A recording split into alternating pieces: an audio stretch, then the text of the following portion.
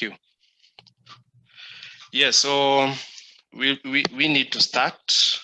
I see it's already time, and you're most welcome, all of you. Thanks so much for accepting our invitation to join us today, where we get to discuss more on youth and agroecology, and also to see how best can we work together. How best can we leverage with what you're doing? If you're a youth, how best then can we be of help to you? So karibuni sana. I see we have good participation, 31. We had a total of about 200 and something who had actually created interest in participating in today's webinar. So karibuni sana, as we say here in East Africa. So we'll start. I would like to know who is in the house. So kindly use the chat room. Drop us your name and which organization you're actually representing. And if you are joining us from outside Kenya, also is good for you to mention. And I'll keep checking, and then I can mention randomly. Good. Yeah, keep them coming. I can see them. Yes, to begin with, my name is Samuel Kariuki. I work with AgriProFocus Kenya as the country network facilitator. And for the sake of this initiative that we have, I'm the project coordinator, and also I coordinate monitoring, learning and evaluation. And on behalf of the team that is working to support this initiative, I welcome all of you so as we can be able to journey together. Yeah, so if I check on the chat room, let me just randomly mention who I can see. Allow me. Also, as we wait, I can see the chat room is full, 38 people waiting to come on board. It will be good to also have them, but it's good that I do this introduction. Yeah, I can see Anne Motinda from the Ministry of Agriculture, Livestock, Fisheries and Cooperatives here in Kenya. I can see Nicholas Simiu from Farm Grow Africa. Thanks so much, Nicholas. Karibuni. I can also see Ruben Omenga from Green Rhino, our neighbors here. Thank you. Kenneth Kagai, County Government of Trans Nzoia. Thanks so much for joining. Phyllis from Makueni County. Thanks. I can also see Bethseda Ratumo, Program Officer from Pelham, Kenya, our close partners in this project. Thanks so much, Ratemo. Bronson, I can also see you. Our very good friend, Francis Shivonje, thanks for joining. Alan Motua from Eldoret, Kenya National Chambers of Commerce. Thank you. John Degwa. Michael Motua from Agra Kenya. John Nganga, also think I can also see you. Yes, I can see the list is overwhelming. There's quite a lot of participation from different organizations, and we recognize all of you. Karibuni sana. So keep your name coming in. As we move forward, we'll be able to recognize you. Good. So at this point, at this point, I just want us to, even as we wait others to join and for us to start officially, but I want us to go back to the days when we were growing up. There are those farming methods that either ourselves when we are young or our parents used to do. I don't know which one you remember that you can be able to share with us here. And then later on, we'll be able to see how does that connect with what we are doing today in terms of agroecology practices.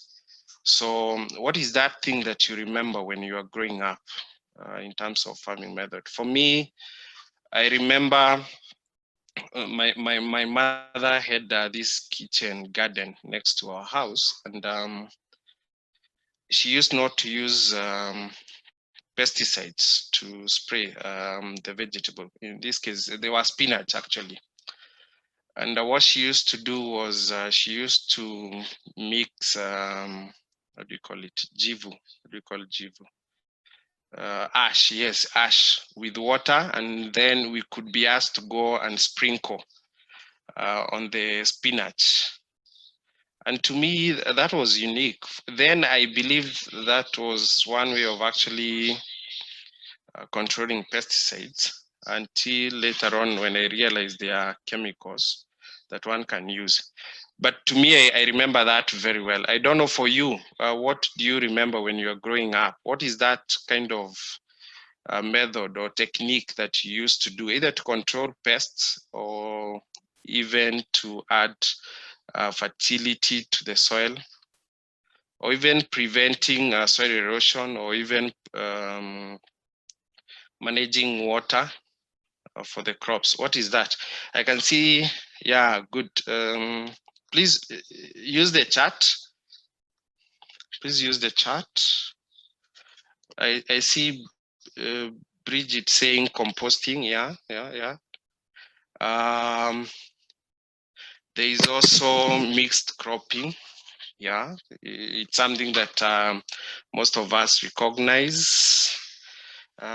Jacob is saying that we could clear the bush, burn and plant millet. Yeah, so it was one way of actually clearing the bush.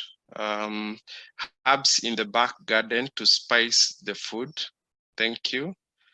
Luciana is saying crop rotation. There is a quite interesting one there for livestock. Unfortunately, they are coming as they go up, down, up. There is the other one, collected animal manure and put in the holes. That is John Nganga. Used to carry lots of maize stovers to coffee farm for mulching. Yeah, so mulching was one way. At harvest, my mother would select the big maize cobs, tie them together and hang them over the fireplace to preserve it for the next planting season. Thanks so much, Anna. Yes, so yeah, there is that aspect of seed. Good. Any ideas for potatoes on hillside? Potato, a huge soil mover, and we invest. Okay, that's somebody who is asking a question. So there is the seed saving in the kitchen over the fireplace again. Yeah, so keep them coming. And as we move forward, we'll be able to relate that with the modern way of farming and be able to have that as a point of departure when we are discussing agroecology. And the question we'll be asking ourselves is agroecology a new terminology? Or is it that we used to practice agroecology back then, and along the way we actually forgot about it? And is it time to actually reinvent agroecological practices? So that's the conversation we'll be having today. And we want to tie that with the youth in mind. Youth have been left out in most of the development aspect. Most of the youth are unemployed. Most of the youth are idle. So how best can we create decent works for the youth through agriculture and link that to agroecology? So that's the conversation today. So karibuni sana once again. If you have joined us when we had already started, kindly drop us your name on the chat. Let us know who you are and where you are from.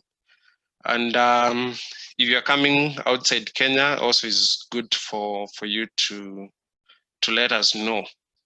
And we recognize you as we move forward.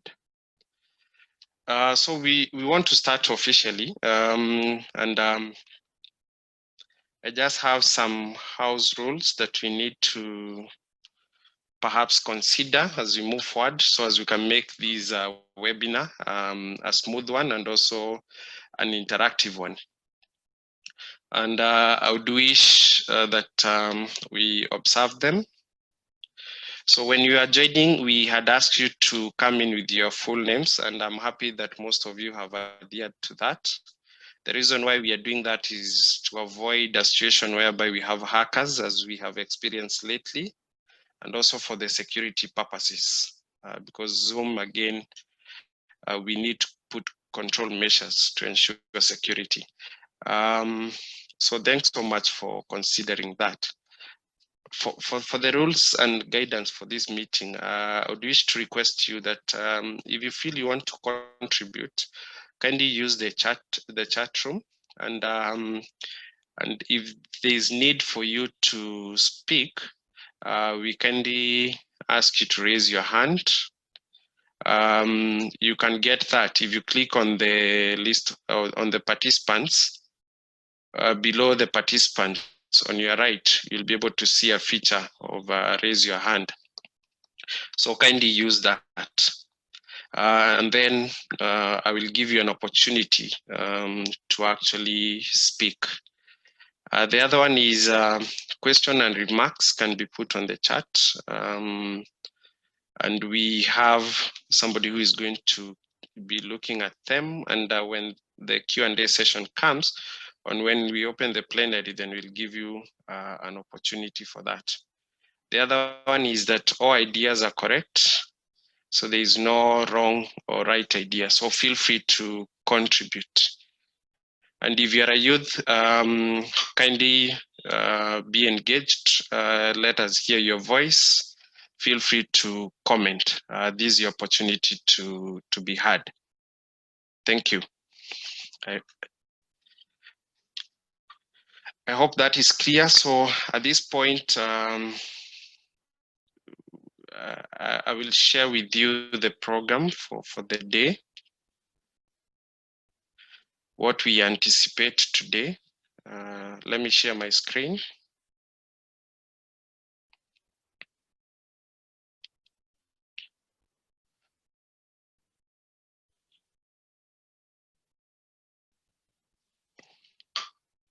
Good. I hope you're able to see my screen. Good. Thanks, Bente. Yeah. So for the agenda for the day, we have had the introduction, and we continue to do that. Please drop your name. The next thing on the agenda is we'll have an overview of what Yalta is, Yalta Initiative, that is led by us at AgriProfocus with other partners. So we'll have content manager for Yalta, Sarah, sharing that. I hope she is already in the house. We'll go further to have the presentation of the mapping study findings by our consultant, EcoSpro, and in this case, Shem will be taking lead in that. After, we believe in hearing the voices of the youth, so we'll have a youth leader by the name Charity sharing a case study and what they're actually doing in the space of agroecology. And then from there, we'll be able to have Q&A session and open to the plenary, where we'll be asking ourselves this question: how best can we engage the youth in agroecology? And thereafter, we'll be able to share with you what next after this. What are some of the upcoming activities? What are the opportunities that you as partners and the youth can be able to tap into even as we move forward? And our program manager, Bente, will actually help us with that. So that's what we envision today. We hope to finish on time. So mine is to kindly request you to work with us even as we move forward. Thanks. So I think we need to start. I don't know whether Sarah is in. Yeah, I'm informed there's some technical hitch from her end. Bente, thanks. I think I'll give you that opportunity to just briefly share what Yalta is all about. Yeah, and then perhaps at the end we'll be able to share on the what next in terms of activities. But maybe before we do that, it's good to go back. When we were doing the registration, there are some, you did share with us what your expectations are, and it's good for me to mention. So as at the end of the day, we ask ourselves, were we able to meet these expectations? And what I'm seeing here is that one of the expectations is actually to know more about Yalta initiative and how one can be part of it. The other one is to network and to learn.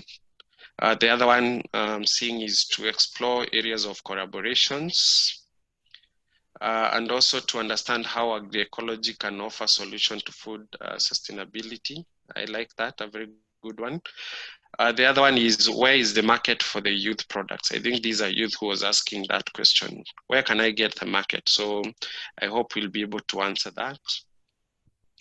How agroecology mapping links and stimulate youth-led enterprises. Good. I think that's a very good point. And we'll be able to share the mapping findings, and later we'll be asking ourselves, how do we link those findings to stimulate youth-led enterprises?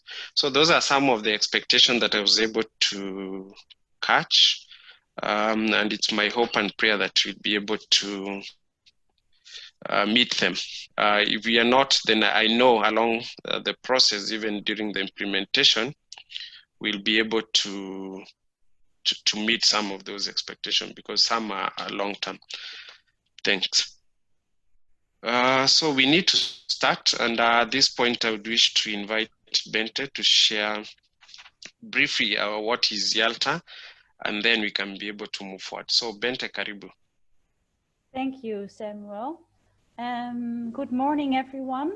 My name is Bente Meinertsma. I am the Regional Program Manager for Yalta. And I'm stepping in for Sarah, our Content and Community Manager, because she was not able to join because of connection issues. Yeah, I actually wanted to start by explaining the Yalta initiative by showing you a short animation. So I'll share my screen and then you will be able to see it.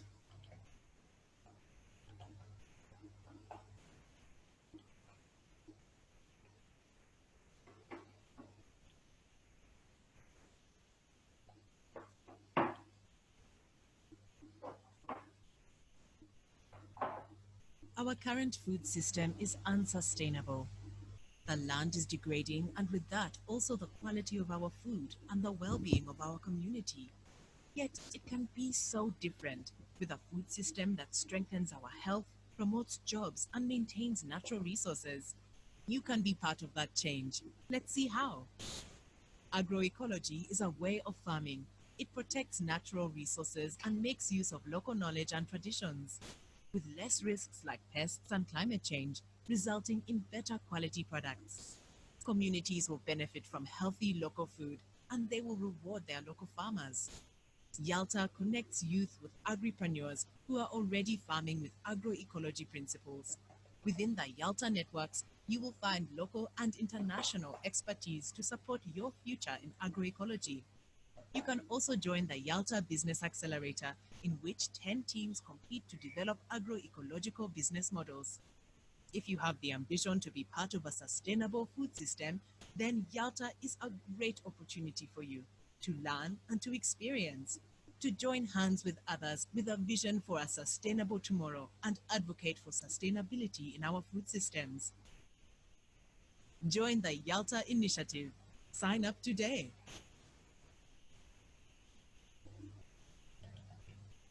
Yes, so that is in very brief why we are implementing this Yalta initiative. And to add to that, I think it's good to tell you it's a regional program for Eastern Africa. So we are working in Kenya, in Uganda, in Ethiopia, and in Rwanda. And we will be working on it for 3 years,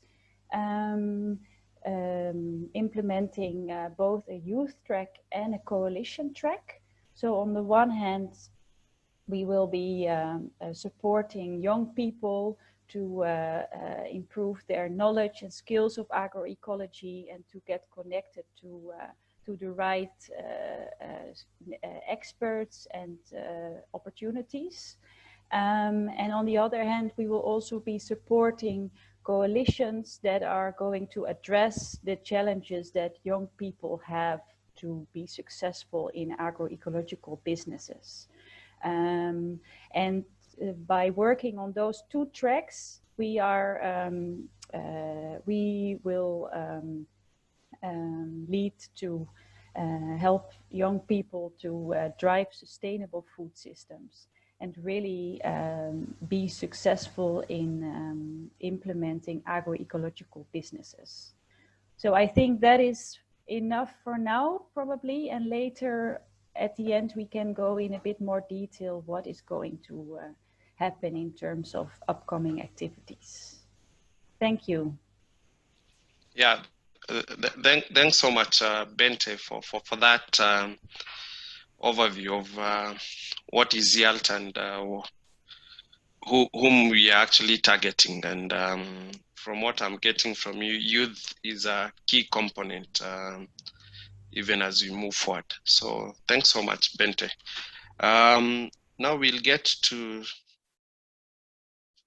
the next stage. What we did was actually, we did a mapping study to help us or to inform us on how we need to actually move forward, even as we implement this initiative. And today we are privileged to have a consultant who was engaged to be able to share with us what were the key findings. So I would ask Shem to prepare. And even as he prepared to come in, I want to take you back to what we had started. Remember, I asked the question, what was that unique farming method or farming practices that you used to do when you were growing up? And most of us, we did mention quite some interesting aspects. And I want that to be a point of departure, even as we listen to Shem. Is agroecology really a new terminology? Is it a new practice per se? Or is it that we started right and then along the way we lost it? So let us listen to Shem as he shares his findings. So Shem, you can take over. Thanks. And as Shem comes on board, I'm reminded that we need to share what we are getting out in this webinar. What are that key message? We kindly request you, if it's possible, please tweet. We have a hashtag that we continue to use. That is hashtag youth in agroecology. I know my colleague Sharon will be typing it in a few.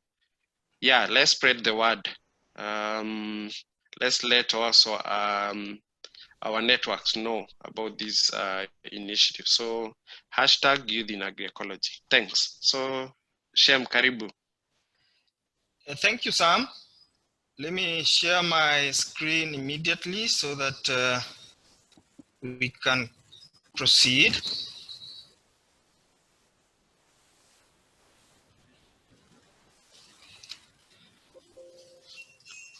Okay, thank you so much for this opportunity So my name is Shem Macheo.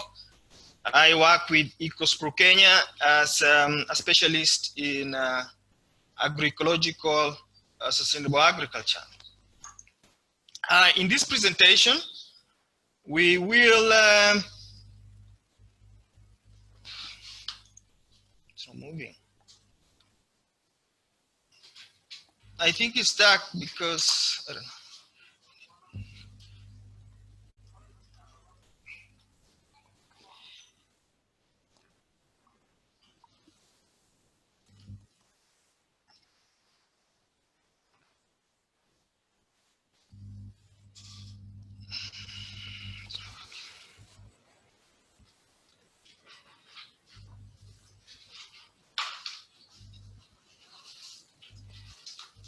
Yeah, it's a little bit stuck. I think because of the people who want to join in.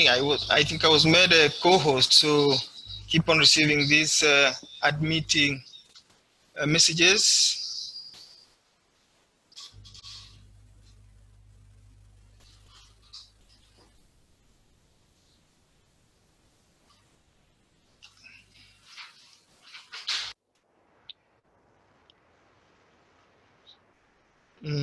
How do we go about this now?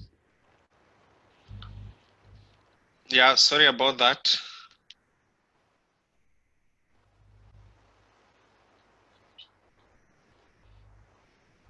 It's working out.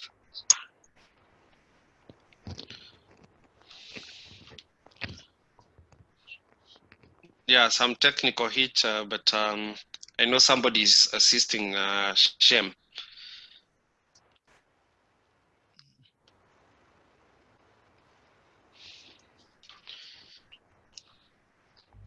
Shem, we can see your screen. Maybe you can proceed. Yeah, the problem is that it's stuck. It cannot move to the next slides.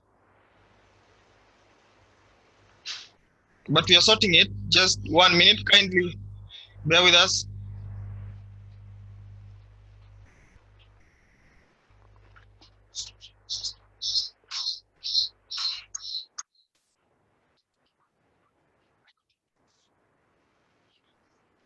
Yeah, sorry about that. Shem, correct that together with the team. Feel free to drop in your question on the chat box. If you have joined us as we have already started, kindly let us know who you are, the organization you're representing, and perhaps the country you are coming from.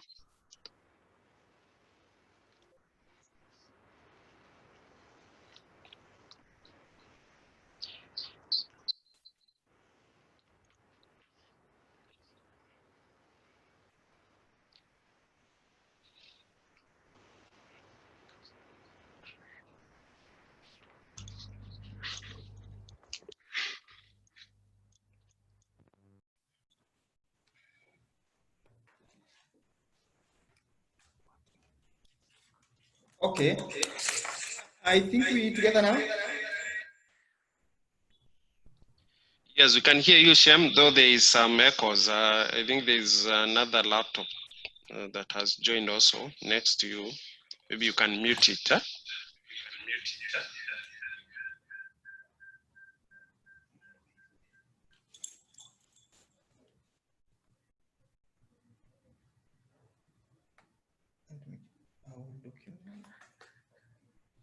Okay.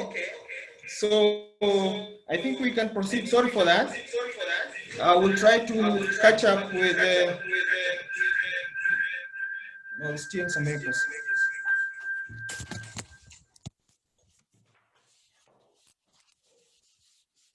Yeah. Sorry for that.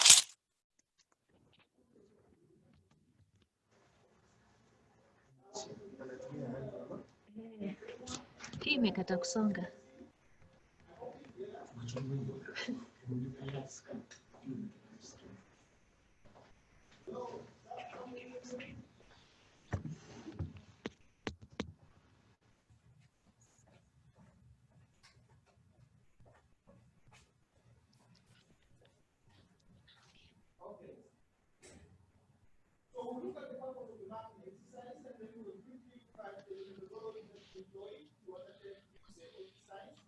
Shem, we can't hear you. You're quite far, yeah? Maybe you can use the microphone. No.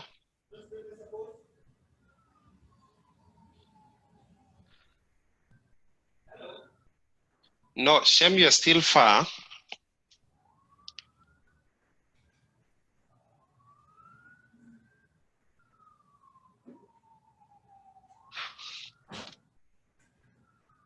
Sorry about that, some technical hitch here.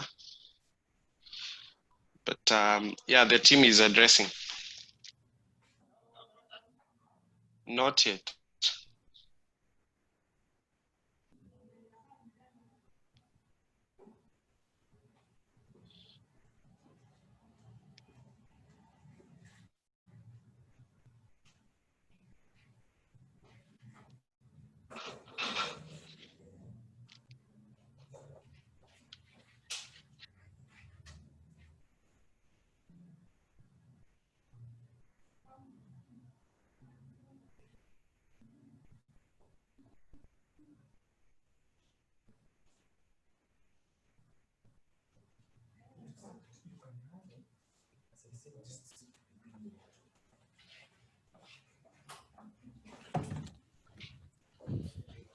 Yeah, sorry about that. We are trying to sort it out.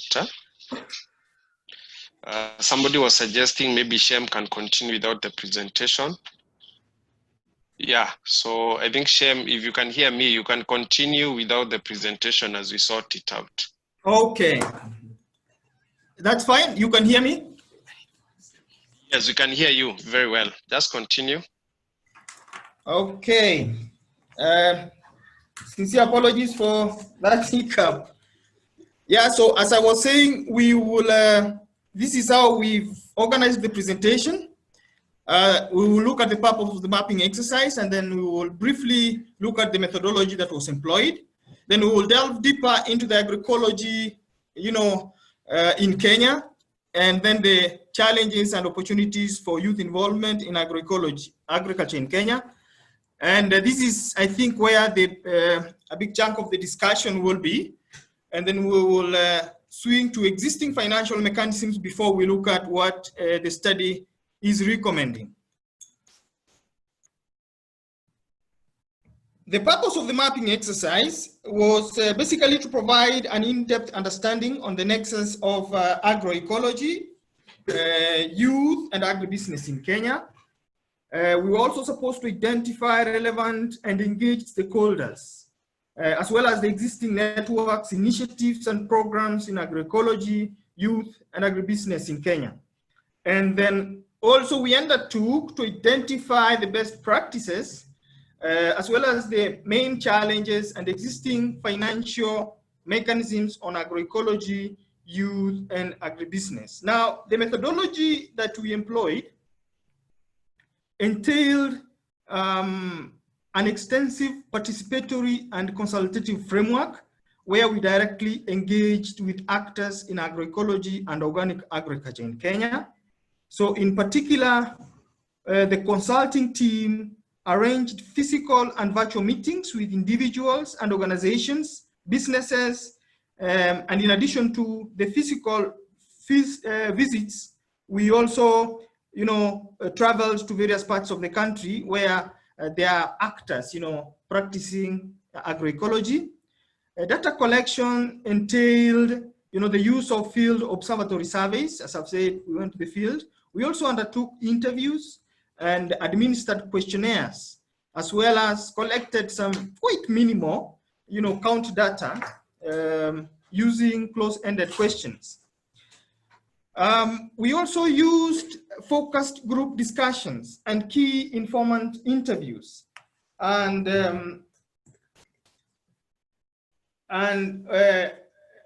also we did a comprehensive desktop research and literature review exercise. So all these methods helped us to collect data and try to understand, the agroecology concept and context in Kenya.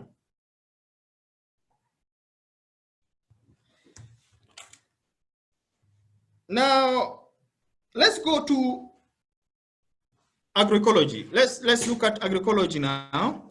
Now, introduction to agroecology. This encompasses, the relationship between agricultural production systems and ecological processes. There are two main concepts here. We are looking at agricultural production systems, and then secondly, ecological processes. So all these two components need to work together in harmony. In such a case, then we are talking about agroecology. So it includes all techniques that allow agricultural practices to be more respectful of the environment and its ecological specificities.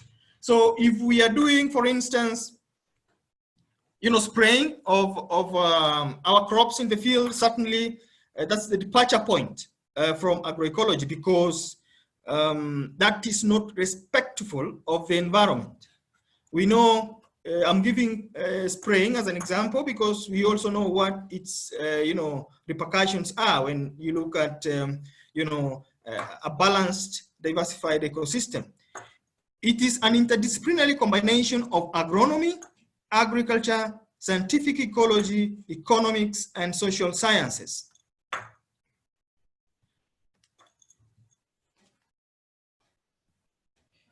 Now, what are the elements of agroecology? The Food Agriculture Organization, FAO, has come up with 10 elements of agroecology that, define what we can say or characterize agroecological systems and attributes and properties of agroecology. So later in this, I think, meeting, we'll have one case study whereby from the case study, we can see a number of these elements, captured. We are talking about diversity, and that's why we are talking about, the spraying of crops in the field as one way that goes against, agroecology and, for instance, diversity, because then it causes a disbalance within the ecological system. We have recycling, efficiency, synergies, resilience building, circular and solidarity economy. For instance, when we do recycling, as we will see later in the, in the meeting in one of the cases, how that, helps build the economy of the farming system. We also have culture, as well as human and social values as part of these key elements of agroecology. Now, in addition to these elements of agroecology, we have principles of agroecology. Now, these principles and the elements of agroecology characterize agroecological systems. And these are the principles: enhance the recycling of biomass with a view to optimizing organic matter decomposition and nutrient cycling over time. Strengthening the immune system of agricultural systems through the enhancement of functional biodiversity using natural enemies and antagonists. The third principle is providing the most favorable soil conditions for plant growth. As we know, much of our soils in Africa are really depleted, of course, to a large extent. For instance, as we will see, like in Kenya, we only have about 20% of the Kenyan landscape that is only conducive for agricultural production. And even for the 20%, soil depletion has been happening over time, and our soils have been exhausted. So ecological, agroecological farming enhances and promotes and revives such kind of soils. And I think it's a great time to really talk about this. The other principle is minimize losses of energy, water, nutrients, and genetic resources by enhancing conservation and regeneration, and also diversifying species and the genetic resources in the ecosystem over time. And then The other last principle is enhancing beneficial biological interactions and synergies among the components of agrobiodiversity. Now, let's go into what the study did, understanding agroecology in Kenya. And we noticed that agroecology is not, sorry, there's a typo there, is not a fairly new concept in Kenya, because in practice, we've had, I think as some started initially, we've had our grandparents, our parents, practicing agrobiodiversity in one way or another. So it's not really something that is a new concept that we've never seen or we've never heard about. So it integrates practices from different agricultural approaches. For instance, there's a big, reflection of agroecology in organic farming, in regenerative agriculture, in conservation agriculture, where we talk about zero tillage practices and zero minimization of, zero or minimized soil disturbance, integrated pest management, where we use, integrated methods of controlling and managing pests. You can talk about biological, physical, and biochemical systems, whereby we use, for instance, pyrethrum, permaculture, biointensive gardening, and agroforestry. All these have got one or two elements of agroecology. Now, when we surveyed the whole country, we noticed that there are quite a few agroecological knowledge centers in Kenya. For instance, the Agroecology Hub in Kitale, which is hosted by the Manor House. We also have SAIA, that's the College of Sustainable Agriculture for East Africa, which is an initiative of SACDEP Kenya in Thika. We have the Seed Savers Network in Gilgil, Nakuru. They are so active in the area of conserving, indigenous seed, for instance, for indigenous African vegetables. We also have the Knowledge Hub for Organic Agriculture by BioVision Africa Trust. We have Kenya Institute of Organic Farming in Juja, Thika. These are just some of the knowledge centers on agroecology. Now, Kenya, the Kenyan landscape, as I mentioned, 80% is not conducive for agricultural production. And we have about, I can say, 6 agroecological zones when you look at the Kenyan landscape. We have the agro-alpine, which is approximately 800 kilometers square and occupies 0.1% of the landmass. And this is basically, altitudes of, like Mount Kenya, Mount Elgon.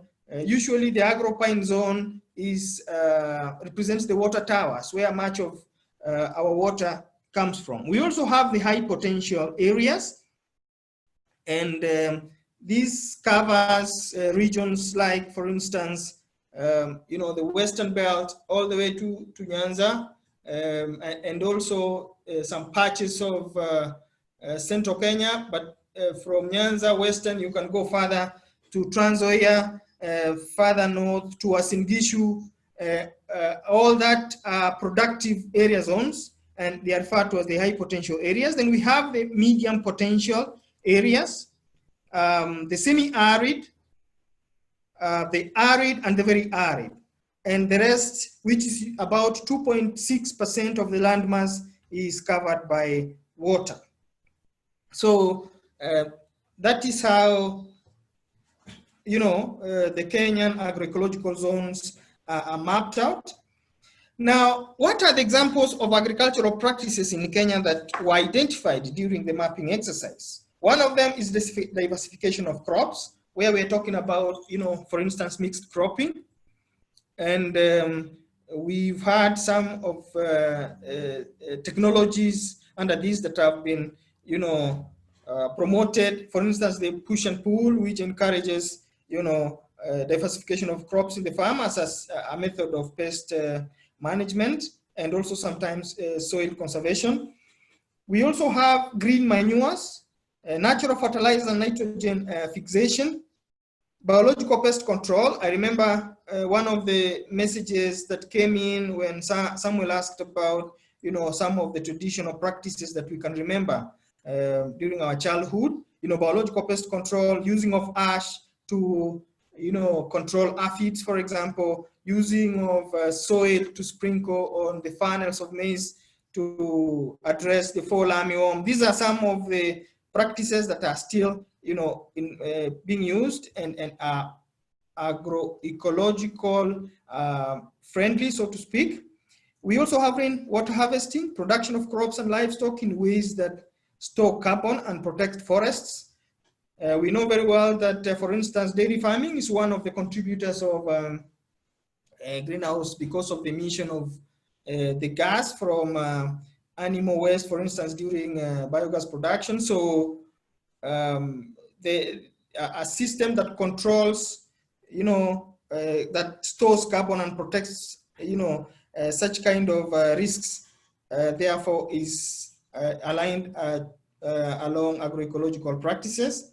We have vegetable production and production. In this case, we are referring to indigenous African vegetables, indigenous seed saving, composting, which is a method of preparing, locally prepared fertilizer, so to speak, from animal waste and plants.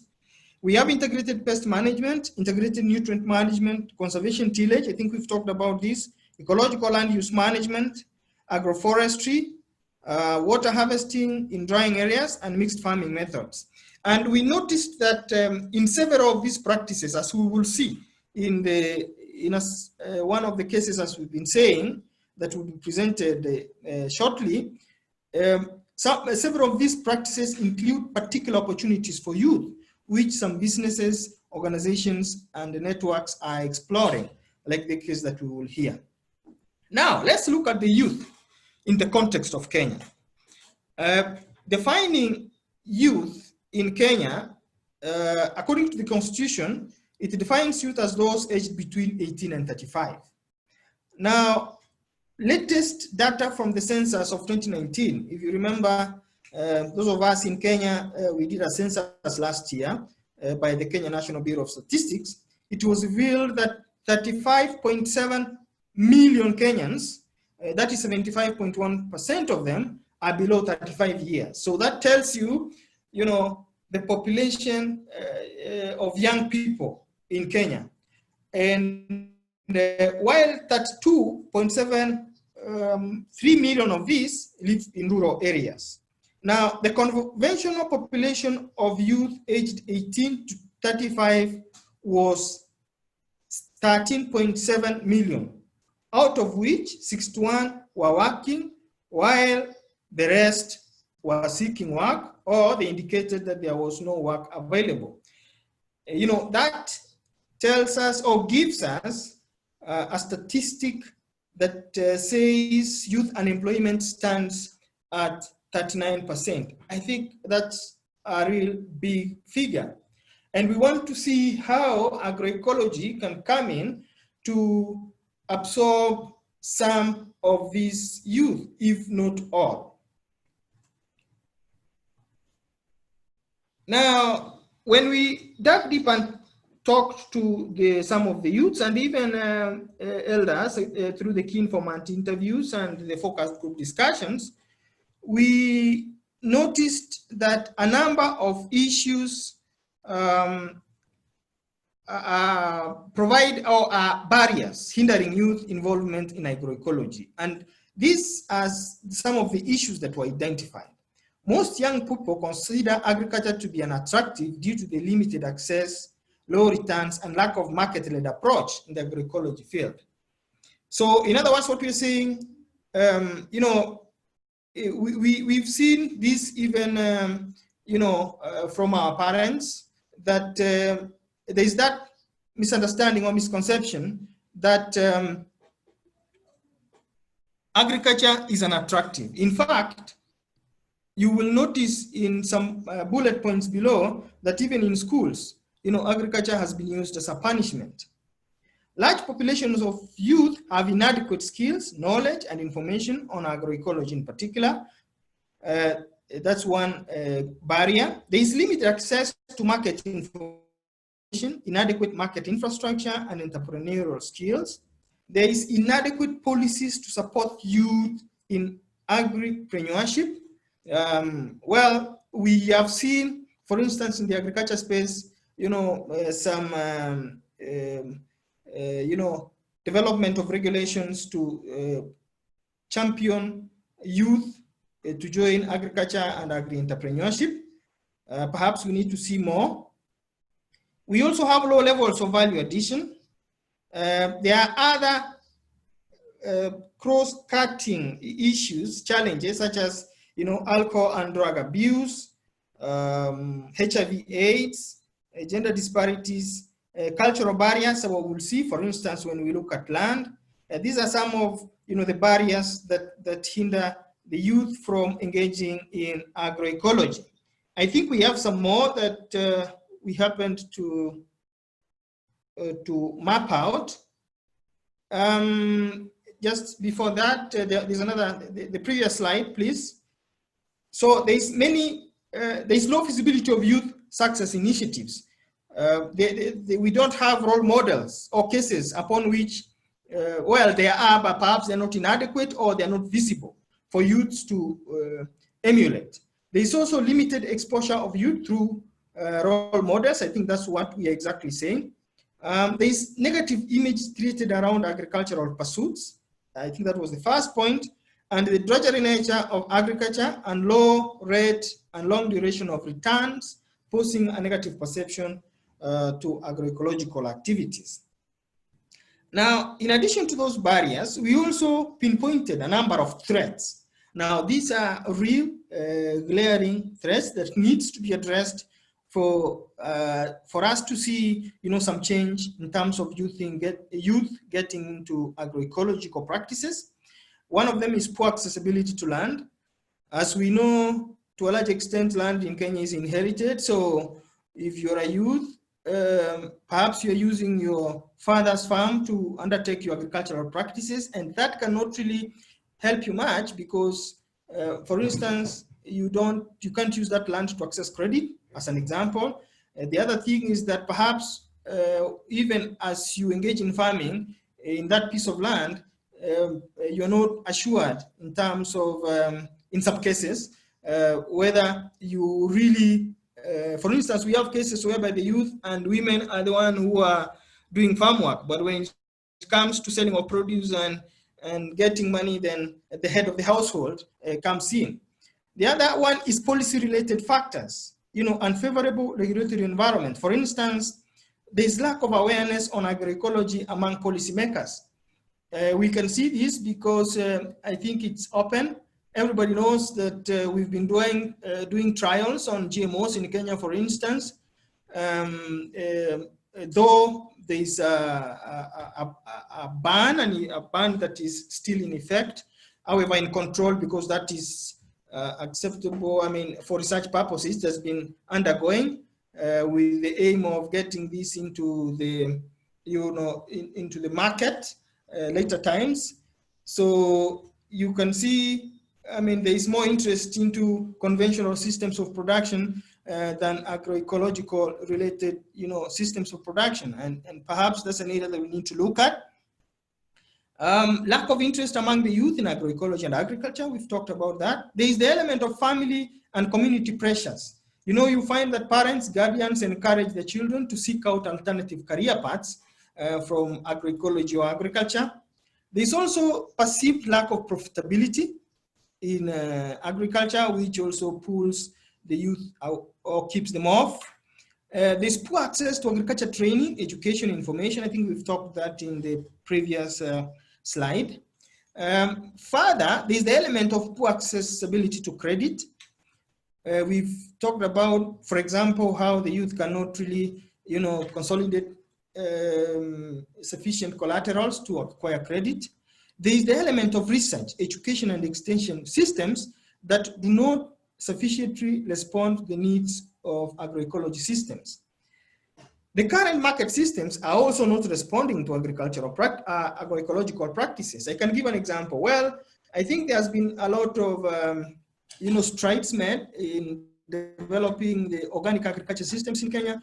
Perhaps we need to do more, and that's what we mean. That, for instance, a farmer who's been doing agroecological production, following agroecological principles, when you get to the market, then certainly you meet other conventional products, and there's a challenge, to differentiate the two, and you cannot even place a premium price on your product because of its, quality. So there is that element of market that needs to be addressed as well. There is reliance on rainfall. As we know, of late, we've had, erratic weather patterns, and this is not helpful and supporting agroecology. The element of monoculture promoting multinational corporations, that's another big threat. We have, money-hungry corporations that are controlling the food system. We also have cross-cutting challenges, such as, I think we mentioned about that. Now, these are the key opportunities that pose, good entry points for youth participation in agroecology. There is need to build on agroecological solutions practices that already exist, because we have already said that we've come from a history where our parents, grandparents, and our ancestors didn't know about agrochemicals, these dangerous agrochemicals and chemical fertilizers. So perhaps we can trace back our roots and see where did we go wrong, and perhaps pick it from there. The scientific knowledge of agroecology is rapidly increasing. I think this is a good example, is what Yalta is doing, as one of the entities that, or projects, initiatives that is going to increase knowledge about agroecology. There's growing consumer demand for healthy diets.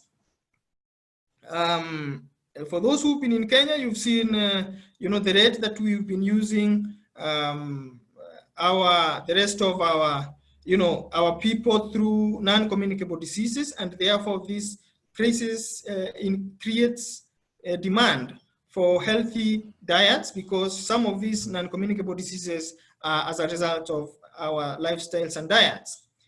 The other key opportunity is increasing market opportunities in domestic, regional, and international markets, creating and increasing network connections to enhance sharing of knowledge and solutions between actors. The other opportunity is agroecology addresses climate change. We already, in a number of climate change effects, they have already manifested, and agroecology will be a good solution in terms of adapting, building resilience, and sometimes even mitigation. We also have the other opportunity is, we have rural-urban migration, which is usually considered as a challenge.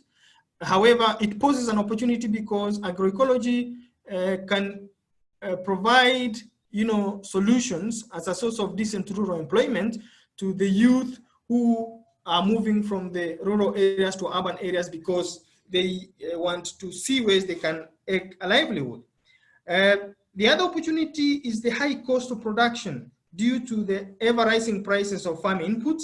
Remember, we talked about large multinational companies that are controlling the food systems through, for instance, seed, and also chemicals, and to a large extent, even farmers are not able to afford some of these, inputs, which is a good, can I say, in terms of promoting agroecology, it provides an opportunity because agroecology then comes in to address, and provide low-cost production methods.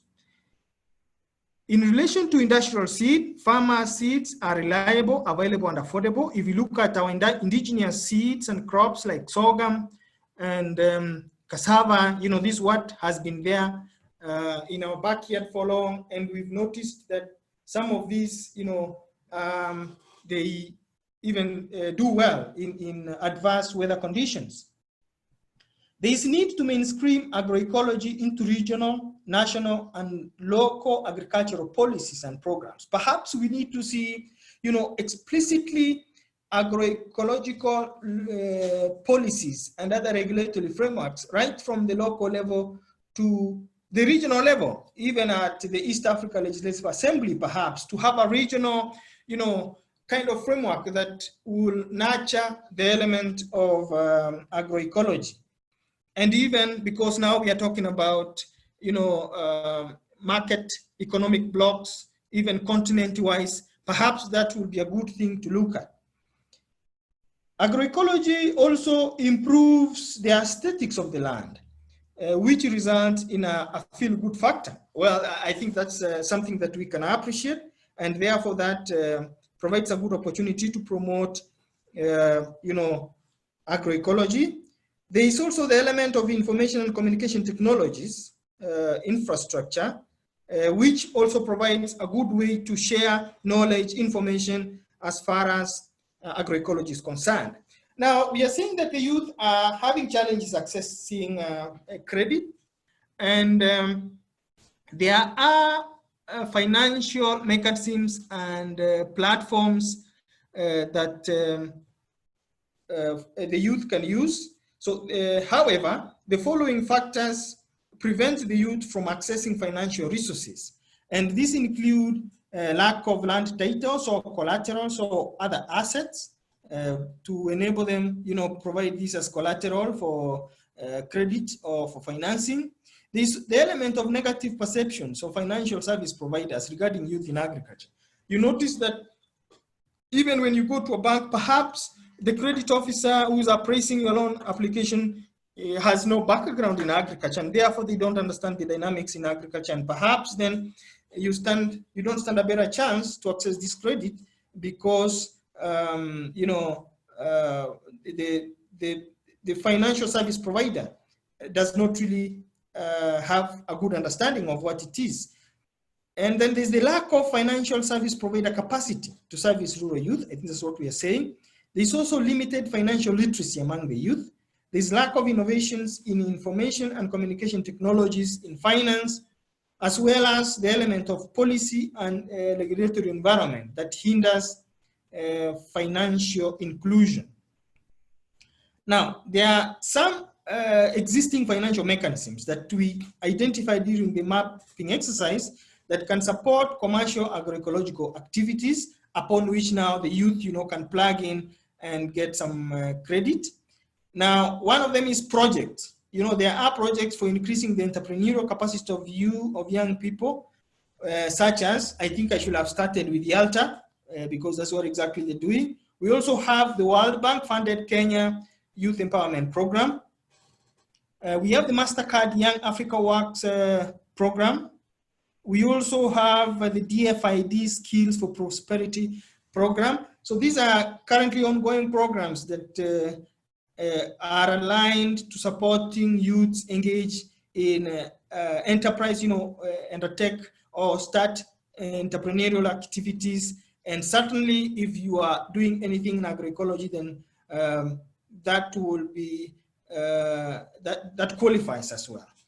The others are the Youth Enterprise Development Fund. We know the Uwezo Fund, as well as the Youth Entrepreneurship Facility. All these, the three I've mentioned, are, you know, funds provided by the Kenyan government. Now, we are almost getting to the tail end. Let's look at the recommendations on how to improve young engagement, to improve youth engagement in agroecological practices in Kenya. We need to create youth platforms to collect and exchange agroecological experiences and innovations across the country, even locally at the county level, and then we can go at the, you know, the national level, even at the regional level. Talking about the East African community, for instance, the Intergovernmental Authority, and that's IGAD, and the Lake Basin. We have these economic blocks. That's what I was talking about. I was referring to, seeing how we can have, platforms at those levels. We also need to put in place tools that allow, among others, to review and transform current agricultural subsidy systems, as well as trade and investment policies towards agroecology. I know that, like, currently there is, an input subsidy program, especially for fertilizer, targeting farmers. Perhaps we should go further and explore how, we can do this through agroecologically. I mean, in an environment, provide such kind of subsidies and support, that are aligned along agroecological principles. The other way to improve youth engagement in agroecological practices include the launching of pilot projects at territorial levels, such as the creation of agricultural territories, developing and implementing public procurement policies that favor youth in agroecological and local food production. For instance, in Kenya, we have, the 30% procurement principle, where, government institutions should buy or be serviced in terms of products and services by youth. And perhaps this should now go further and look at how we can provide, that kind of favor to youth in agroecology. We also need to integrate agroecology in national research systems and in the curricula of education institutions, so that, for instance, not only at higher institutions, right from the young age, we can have young minds, modeled around agroecological principles. We also need to put in place a fund, a national fund, for example, specifically for the development of youth in agroecology. We will integrate, we need to integrate knowledge of agricultural practices in natural conditions into youth education to catalyze the role of agroecology in economy development. I think this is basically what we are saying, that, working on our education system and perhaps our curricula to see, now that we have the CPC, the curriculum, the competence-based curriculum, how can agroecology be integrated into the training curriculums. We need to promote the development of seed systems that address availability, access, and ownership issues, including community seed systems, indigenous knowledge, and extension services. We also need to raise awareness about the nutritional value of agroecological practices. It is known that, comparing conventional products to products that have been grown agroecologically or using organic agriculture practices, they have been found through research that organic products or products from agroecological production systems taste better and even are more nutritious as compared to conventional. We need to promote farmer-led, bottom-up, local innovation systems and practices to enhance the fundamental role of agroecology. And lastly, we need to take value chains and market development interventions into account in innovations to make agroecology more attractive, especially to the youth. Thank you so much. As I said, that is what we did during the study. And thank you for the chance, and hope to see how this project, rolls out, and how we, increase agroecology practices across the country and the region. Thank you. Over to you, Samuel. Yes, thanks so much, Shem, for that nice presentation of the mapping findings, what we were able to come up, what we saw on the ground, and even proposing some very key recommendation that we need to take forward. And I believe some of these recommendations, ourselves as Yalta initiative, we may not be able to do it alone, but we need other partners to come on board so as we can move forward. So thanks so much, Shem, for that. I see there are quite a number of good discussion going on the chat. Let's contribute to it. There are also questions that are coming in from the presentation. Kindly continue asking your question on the chat.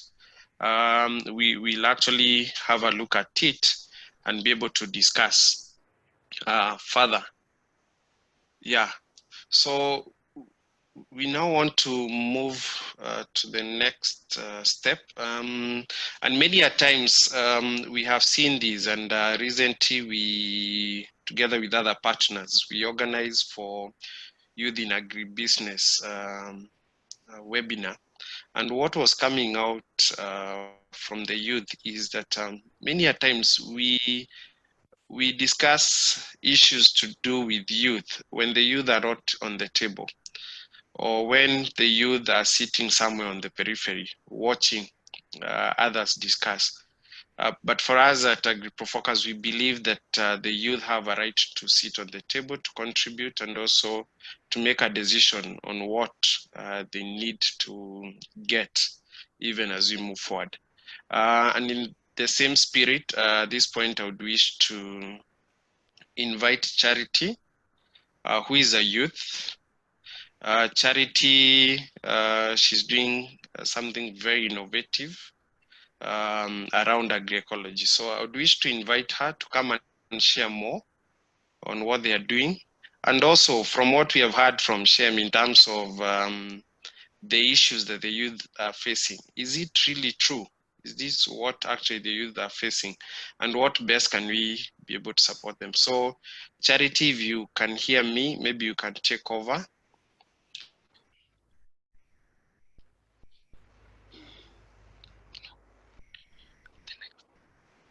Yeah. Thank you so much, Mr. Samuel. You can hear me? Yes, we can hear you very well. Just continue. Thank you so much.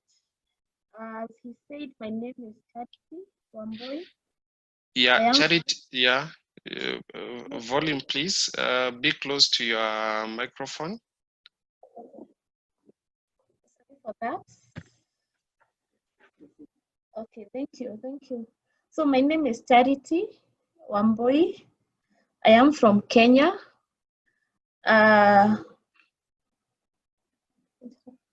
So I am from Kenya, and we're doing something to do with agroecology. We are doing green toilets. We're doing green toilets.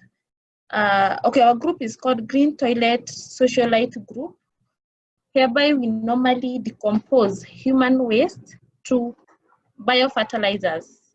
And in our case, we normally do it organically, and all our members are youths, and we are located in Juja, some few kilometers from Nairobi.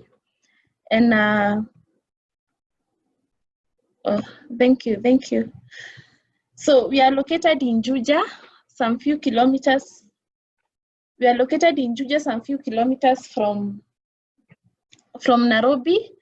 And what basically we are doing is decomposing human wastes into biofertilizers. And by human waste, I mean both the solid part and also the liquid part. So we have some structures that are modified for that are able to collect the solid waste separately from the liquid waste. So for the urine, we normally collect it and dilute it and use it directly. You know, urine is sterile. It doesn't need to go through any process so as to be used in the farm. But for the solid waste, we normally add ash, just like we had a discussion earlier on ash. Ash is a very good component when it comes to this project of ours. So what ash does is that it reduces the odor, the smell, and also ash is very rich in phosphorus and all that. So we add ash and then take it to a structure, a decomposing site, whereby we normally decompose the waste. Normally, just like we do with the livestock waste. So we add ash and then we leave the defecate to decompose, and after 3 weeks we turn. After 3 weeks again we turn. After 3 weeks again we turn. And so for it to be ready, it normally undergoes it normally goes for around 3 months for it to be ready. And by the time it's ready, you can't actually tell whether it's human waste or the animal waste, because it's not smelly, and it just looks like any other fertilizers that we normally, biofertilizers that we normally use from livestock, the cow dung and the goat and the sheep waste. Yeah, so basically that is what we normally do. And we have tried, we had some trial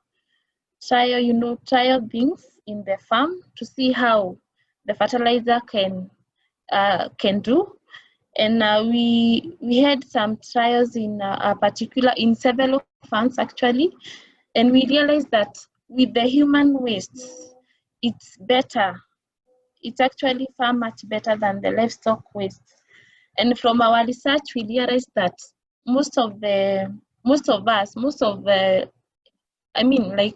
almost, okay, in comparison to livestock, human normally take a lot of proteinous products, yeah, as compared now to the livestock.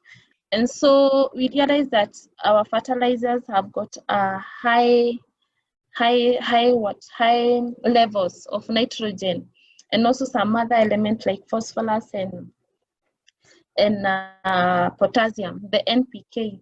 So in our trial basis, we had the livestock compost, the human compost, and then we did a comparison on the productivity and the performance and the resistance to the environmental factors. And we realized that for human fertilizers, they normally do well as compared to the livestock fertilizers. Yeah, so basically that is what we do. We have a group of around 15 members. All of them are youth. Of course, they are youth. And yeah, we are doing well. And now concerning maybe the gaps we are having, or maybe I can call them the challenges. Just like Shem have said that youths are normally faced by several challenges, especially when it comes to agroecological, to innovations and all that. So one of the gaps that we are having, or the challenge, is that we lack coaching and mentorship from institutions that are doing this, and maybe they are doing better than us. So what we normally do is what we imagine that it's good. So it's not what maybe it could be best. So we lack mentorship, and mentorship maybe can come in terms of maybe advisory, you should do this, you should not do this. And also maybe what we call benchmarking, like we can have benchmarking with people who are doing that, and we can learn from them, yeah. And also such platforms that are like this, that you can be able to give ideas and also get get advice, or maybe improved knowledge on this. So that is what maybe we are lacking, but I'm lucky that Agri-Pro Focus have provided such an opportunity to for us. So thank you so much. Something else is that another gap is that we can also have we can also use our wastes as a way of producing biogas, just like we do in cow dung. So that is also a gap. Yeah, it's also a gap. Shem also touched on the finances. That's also another gap. But what we normally do, we do have contributions that we can be able to raise. Remember, we are youths, and most of us maybe are not employed. And so whatever we get is what we contribute monthly to be able to run the project. Remember, we must have a person who is there 24 hours to clean up the the structure, to take the waste to the compost site and all that. So finances is a problem. But again, beside the gaps and the challenges, we also have opportunities and benefits. One is that the project is agroecologically friendly. It's agroecologically friendly because whatever we use is normally organic. We run it organically. How the structure is made, instead of using water to pump the waste, I mean the poops and the liquid, we normally use sawdust. So whatever we use is organic, and then when it comes to treatment, we don't use the chemicals. We normally use things like wood ash, just like I said. So it's environmentally friendly. And then after we take the biofertilizers, whatever we grow, we normally grow it fully organically. Like someone was talking about use of pepper, use of wood ash in control of pests. That's what we do. So it's very environmentally friendly, and yeah, that's it. Another benefit is that getting human waste is cheap. It's cheap. Actually, if you go to an estate or in any place, especially in urban areas, and you promise to collect the human waste, they will actually be willing to give it freely, even without any returns, because you are removing the waste from you are removing the waste because nowadays treatment of human waste is very expensive. So you'll have helped them to do that, and so it's cheap to get human waste. I remember something else is that a normal person normally produces around 72 kg of solid waste a year, and also around 500 kg or 500 liters of urine per year. So you can imagine that is one person. Now you multiply by around 40 something millions of people here in Kenya, for us who are in Kenya. So you realize that we have a lot of waste, and so with this project we can be able to utilize that, like to recycle that, and to make it beneficial to grow our crops and all that. So, and benefit from it instead of it becoming a problem to the environment. Yeah, again, on the issue of food security, like I said, that if you compare now the livestock compost with the human compost, you realize that for human compost, it's more productive. And so right now, we have the big four agendas for Kenya about food security, and one of them is food security.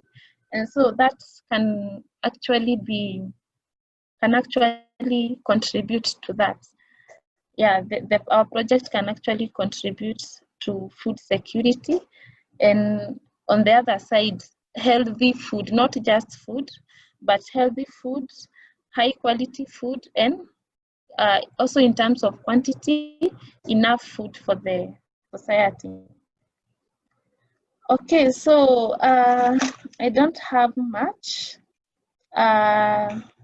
Maybe just to add something is that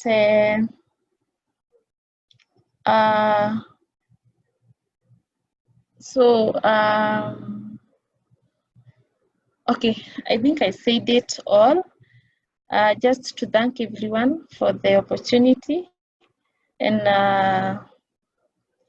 for the participation and for listening. Thank you so much. Yeah, so thanks so much, Charity. Yeah, so Charity was using a laptop by the name Luciana, but she's Charity. Thanks so much. Very good case coming from you. And yes, you're doing quite a good business, and we really appreciate as AgriProFocus. I see there is quite a lot of comments coming in, a lot of questions, so we'll be able to have a look at them as we move forward. But I like what you said in terms of opportunities. Already you can see opportunities.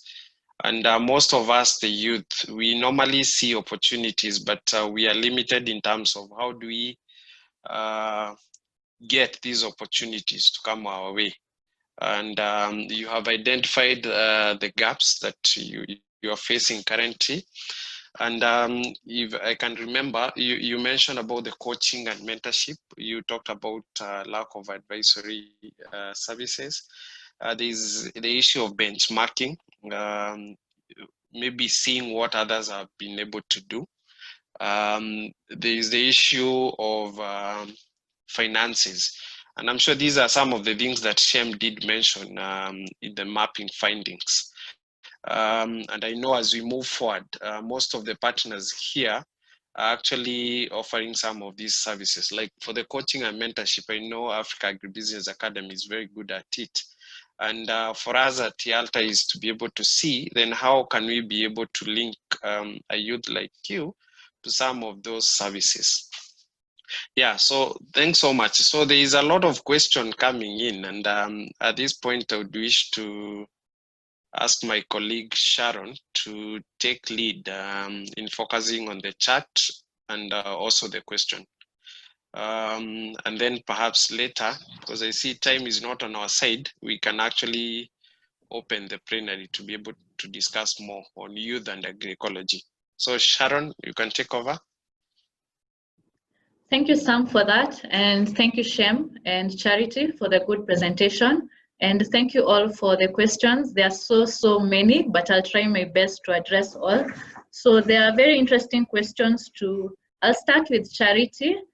There's a question, it's a comment and also a question that it's inspiring to see how you can make manure from human waste. And the question is, what are some of the quality assurance methods that you're using to ensure that the manure is safe and it cannot be able to transmit diseases? I hope, Charity, you're noting it down. And then the other one is, what are the farmers' perception on the fertilizer? Have you also tried to analyze the nutrient ratio, sorry for that. And then what are the methods for decomposition of waste? Are you using the traditional or is it the modern methods? And then in regards to decomposition again, this is also a suggestion, but I think you can also respond to it. Can you turn the waste twice and then introduce worms or maggots to fasten the remaining decomposition process within a few days? And then the other one is, how much waste can yield, let's say, 50 kg of fertilizer?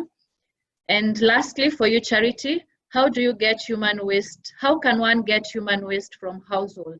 Can you use an exhauster, or are there any other means? So I think, Charity, you can respond to that, and then I can go to Shem.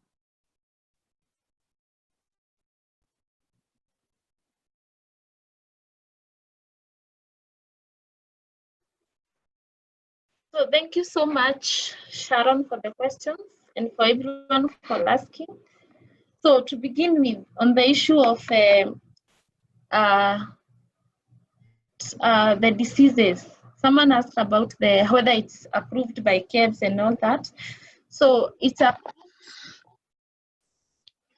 approved by KEBS, and it was confirmed to be healthy and free from diseases.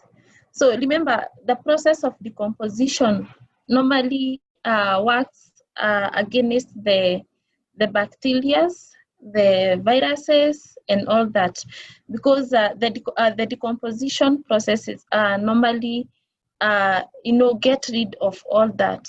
And so it's healthy and it's approved to be safe for human consumption.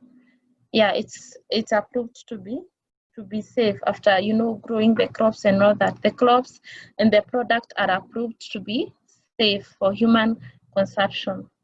So next question is about the perception.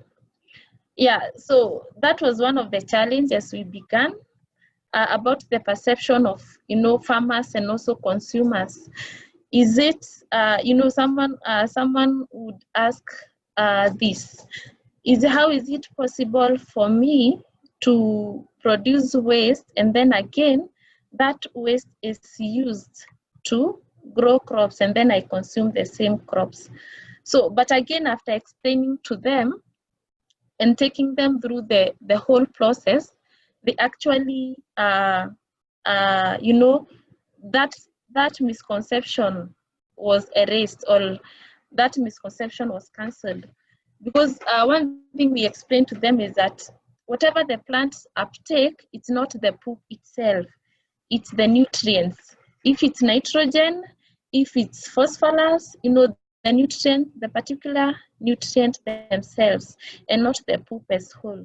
So it's about convincing them and taking them through the process, and they will uptake the project and the program and the product that we consume. So it's just a matter of educating them and convincing them that this is safe. So someone also asked about whether we can introduce worms. Yeah, that was part of our ideas also, whether we can also introduce worms to facilitate the decomposition of the human waste. And we were thinking of introducing the red worms. It's only now that with Corona, things are not running normally. So maybe after we get back to normal, we can think of introducing the worms and maybe anything else. There are some other larvae that are also used to facilitate the decomposition process. Something else, I think, okay, concerning whether you can take the waste from the exhausters, I wouldn't advise anyone to do so, because from the exhausters you may collect some other materials and not the human waste itself. Remember, the exhausters have got the human waste, they have got maybe the plastics, the non-biodegradable things that may dilute the whole process. So I would request, if anyone think of starting it or want to know about it, to have his or her own structure, because for us we have our own structure. We don't go collect the human waste from people. We have our own structure whereby the person gets into that room, leave the waste there, and then leave. And then we clean up, we take whatever we can see and not whatever we, you go and it's packed and you don't know whatever is inside. So that's what I would say about it. So another question was about I think if I got it well, it's about the ratio of the waste you collect and then again with the outcome biofertilizer you'll get. So of course, with the decomposition, you expect that the volume or the capacity of whatever you collected will reduce. And so it's around a ratio of 1 is to around 3 or 4. So if you collect 1 bucket of the human waste, the solid waste, then whatever you'll get will be around a quarter or around a third, now depending with the decomposition process. So the volume will reduce. Yeah, the volume will reduce. So I think I answered all the questions unless I left anything else, Sharon. Thank you for that, Charity. Actually, there are a lot of questions directed to you. So lastly, because of time, so there's a bacteria known as E. coli, I hope I pronounced it correctly, which are found in fecal matter of human being and cannot be destroyed through composting. How do you handle that? That's the last one. Okay, E. coli is known to be a very cumbersome bacteria, because with decomposition process, normally it's a challenge, but from the approval we got, we didn't get any E. coli residue from our compost. Yeah, that's it. We didn't get any, complaint from them, or maybe an information saying that the E. coli was there in the residue. As a residue in the crops. Remember again, if you use this manure to grow your crops, especially vegetables, if you irrigate and you irrigate your crops very well, you remove the probability of the crops absorbing those harmful, or those, even the metals, even these foreign materials. You reduce the probability of the crops absorbing the foreign materials. So that's one way of getting away from that. Irrigating your crops very well, and also providing a conducive environment. So if it's a greenhouse, the temperatures, the moisture content and all that. So I think that's the best I can say about that. Okay, thank you, Charity. So I'll move into Shem. There are also some questions for him. So the first one is, what are some of the agroecology business models that could be adopted or promoted by the youth? How can organizations offer business opportunities?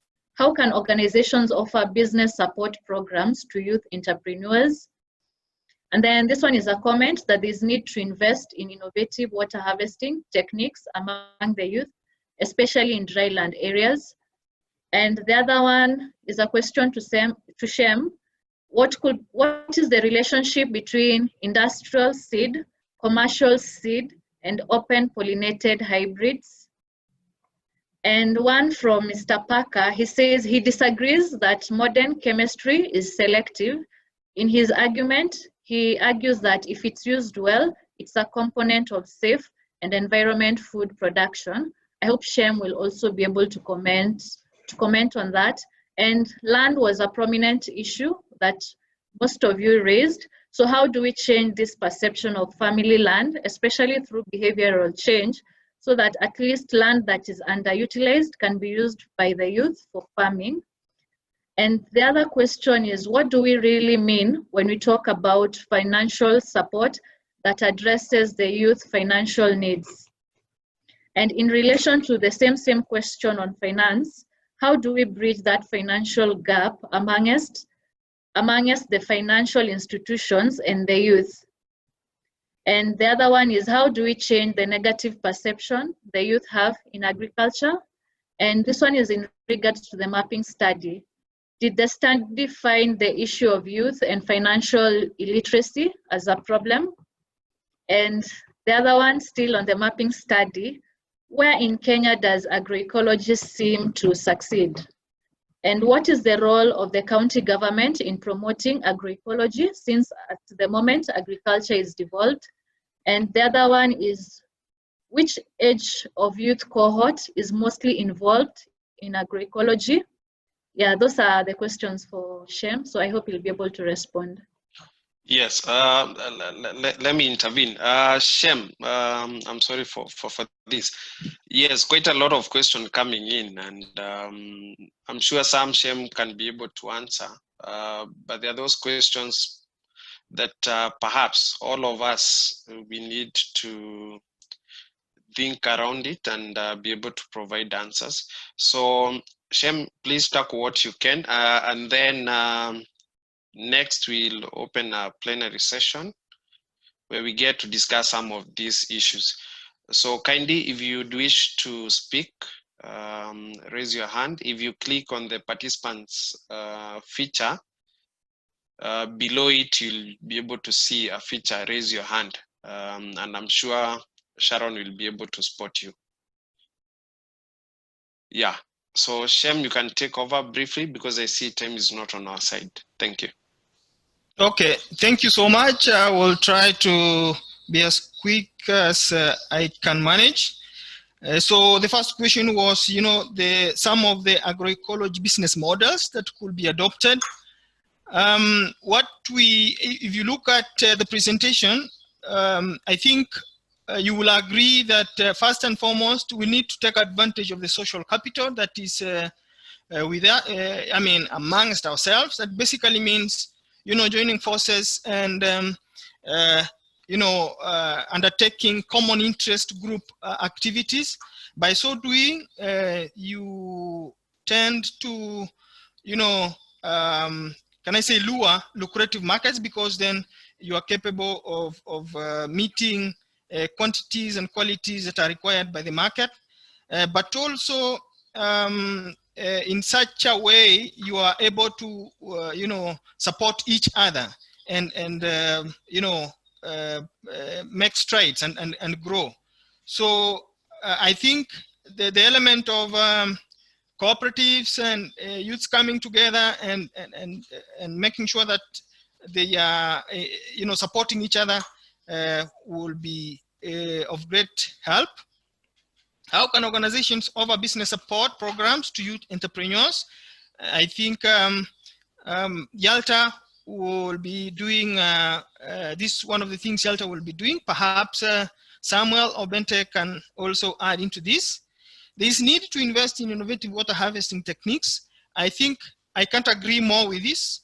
We noted in the presentation and during our study that rainfall reliant agricultural production systems are very vulnerable to erratic weather patterns, and therefore form of irrigation led agriculture is greatly encouraged. Do we have examples of programs scaling agricultural practice landscape in Kenya? Yes, I think within the presentations, and perhaps Samuel or the team can see how this can be shared with the rest of the team, the rest of the participants, is that, there are knowledge hubs. For instance, we talked about, Kenya Institute of Organic Farming, where Charity is doing her innovations, and this is where they've tried to develop their poop, keeping poop in the loop, meaning that they are able to recycle and make use of the poop as fertilizer. And that's one example. And I think there are many others. Therefore, perhaps, making contacts with Yalta will, the Yalta program will give you a better list of a number of these entities. Relationship between industrial seed and commercial open pollinated hybrids. Well, what I can say about this is that, when we talk about open pollinated seed, for instance, the normal production that we do, plant maize in a farm, and it's an open field, and therefore pollen from neighboring, farms with similar crops, we can have that pollination and end up with a seed. But we have systems. Remember, we were talking about multinational companies that some of them are almost dominating the food system, by coming up with measures that control the seed system, mainly for commercial purposes, perhaps. And so, therefore, there is that difference. There's also another question here, Ampaka, who disagrees with the modern, something to do with modern technology.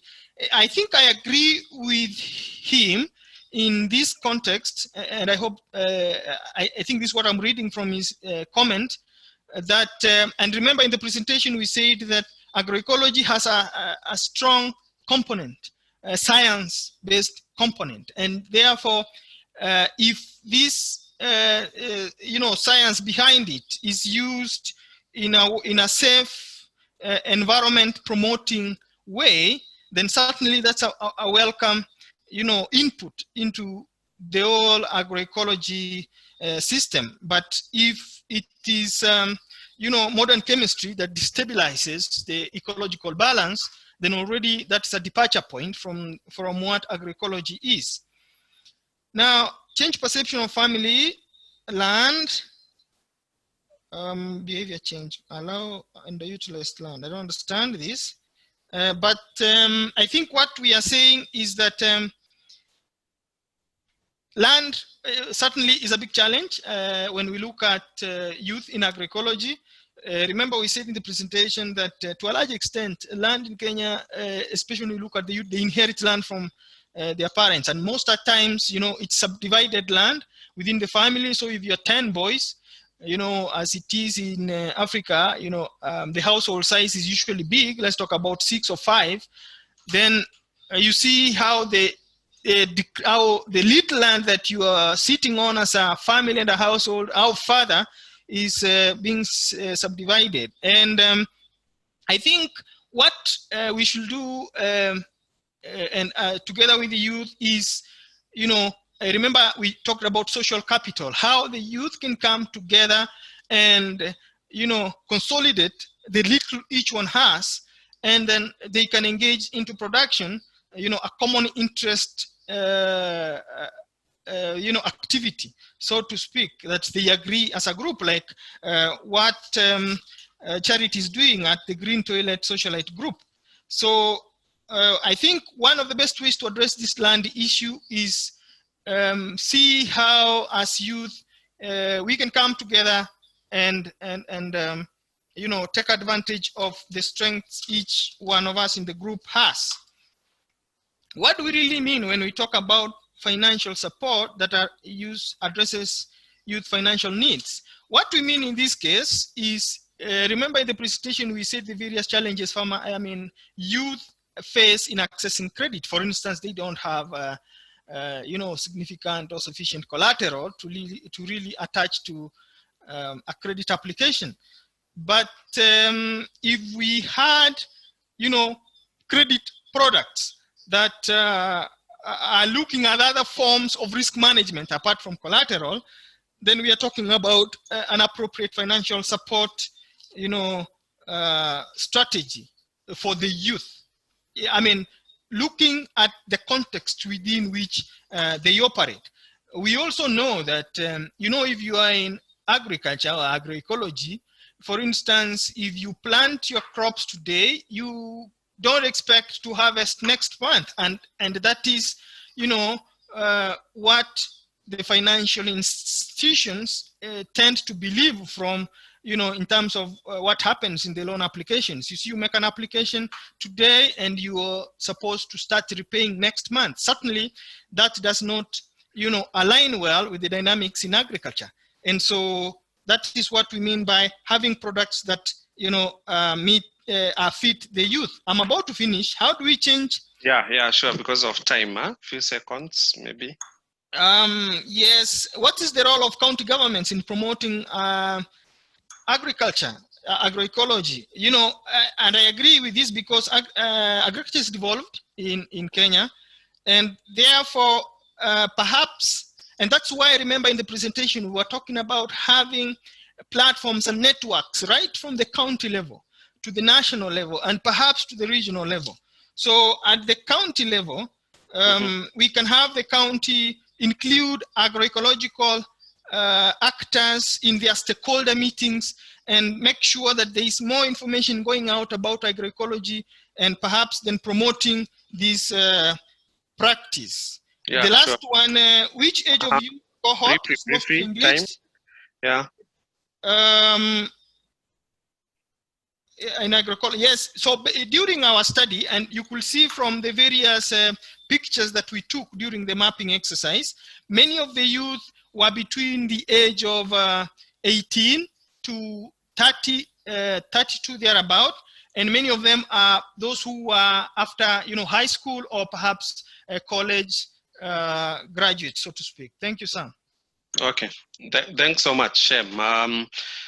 I know the questions are quite many, and what we'll do, we'll try to answer them, and as we share the report, then we can be able to provide some of the answers to the question. I see time is not on our side. Actually, we need to close by 1, huh? But it will be unfair if we close before we get to hear the voices of the plenary. So kindly participant, bear with us. Maybe we can add about 5 to 10 minutes, and then we call it a day. Yes, so I can see people raising their hand. Njeri Mohia, Kenneth Kagai, Evans, Bronson. So please, you have less than a minute to comment or perhaps ask your question, and then we can move forward. So Jerry Mohia, maybe you can take over. Okay, I have just a comment to make. Yes. Maybe you can introduce yourself. My name is Jerry Muhia. I work with Egerton University, and I'm a researcher. Yes. On the issue of what organizations can do, organizations can offer opportunities for mentorship. Youth don't have a place where they can learn about agroecology and agribusiness. So organizations should offer themselves as an opportunity for mentorship and internship, where the youth can learn as they earn, just like the same amount as a casual labor, in the time when they're free. Whether it's a 3 months or 4 months internship, they pick up some practical lessons and they go away. The second issue is the issue of the flexible financing model. There are financing models that are there. A lot of youth funds are grant-based, they're not loans, but youth don't come. And the reason why youth don't come is because most of the models are tied to a group. And sometimes youth want to work in a smaller team, like a team of 4, a team of 3. That's one that can move. But if you tie them to a team of 20 or 15, which is the group model, it doesn't work for the youth. They don't want to be responsible for their friends who are flexible. I mean, who are moving. At this age, when the youth are too young, they are very mobile. So it needs to be something that works on a smaller group in a shorter time. Thank you. Absolutely. Thanks so much, Jerry Moher, for those comments. Yes, indeed, organization needs to volunteer and take up some of these youth. And also the financing model. The two things, I'm sure this is something that will focus even as we move forward with the implementation of Yalta initiative. So thank you so much. I can see Evans Okello.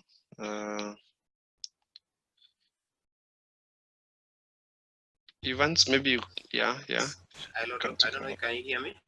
Yes, we can hear you.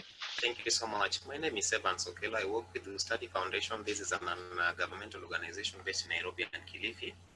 Now, when we talk of the youths being engaging themselves maybe in agricultural and the dynamics that are contained within it, basically, the way Njeri has just highlighted, we have a greater capacity building labs where these youths, they have the perception, they actually admire to engage themselves in agriculture. But what happens here is because of like the communication and engagement within the county level. It is very hard to find an organization that links themselves maybe with the county so that they can also get these financial dynamics that includes the grants. Because remember, these are youths who, in another name, we can call them millennials, where they want things to come fast. But what happens here is the capacity that they like, for example, handling their networks, like the value chain between them and now the service providers, who are the agricultural extension officers. So you find that it's very hard. Talk about these orphaned crops. For example, I can give a very good example. If you go to maybe Malindi, Kilifi, we have so many youths who are willing to engage in agriculture. But where do we get them? Yes, where do they get them? Lack of capacity building that deters them from getting into this kind of services or maybe engagement. And then if we talk of finance, finance is not everything. If we really do a good analysis between the youths and the kind of activities they need to get in, finance, fine, they'll mention it as a challenge, but it does not come the first forth. It means that they are willing to do it and engaging themselves. But now when it comes to the actors that involved with the entire value chain, that is now when the problems start emerging.